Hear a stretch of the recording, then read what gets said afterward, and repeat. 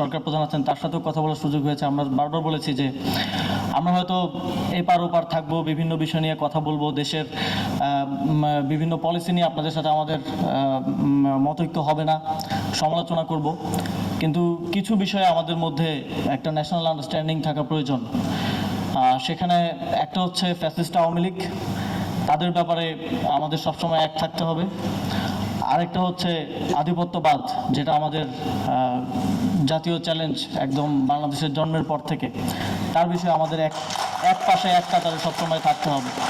তো এখনও আমাদের এখানে সরকার দলের সংসদ সদস্যরা আছেন, তাদের কাছে আমাদের এই অনুরোধটা থাকবে যেন আমরা সবসময় এই দুটি বিষয় এবং জাতীয় স্বার্থে এক জায়গায় থাকতে পারি।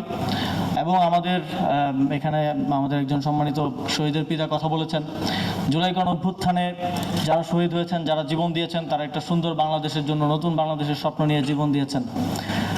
আমরা যেন কখনো তাদেরকে ভুলে না যাই, তাদের আত্মত্যাগকে ভুলে না যাই। আমরা যদি ভুলে যাই তাহলে রাজনীতিবিদ হিসেবে, রাজনৈতিক দল হিসেবে বাংলাদেশের মানুষ আর কখনো আমাদেরকে বিশ্বাস করে, ভরসা করে রাজপথে নেমে আসবে না, আর কখনো তাদের সন্তানদেরকে জীবন দেওয়ার জন্য ঠেলে দিবে না। এই প্রতিজ্ঞাটা সবসময় আমাদের থাকতে হবে। ইনশাল্লাহ আগামীর লড়াইয়ে, আগামীর নতুন বাংলাদেশ, সুন্দর বাংলাদেশ বিনির্মাণের এই পথ চলায় আমার বাংলাদেশ পার্টি এবং জাতীয় নাগরিক পার্টি আমরা একসাথে রাজপথে এবং টেবিলে আমরা একসাথে থাকবো, এই প্রত্যাশা ব্যক্ত করে আমার বক্তব্য শেষ করছি। আসসালামু আলাইকুম।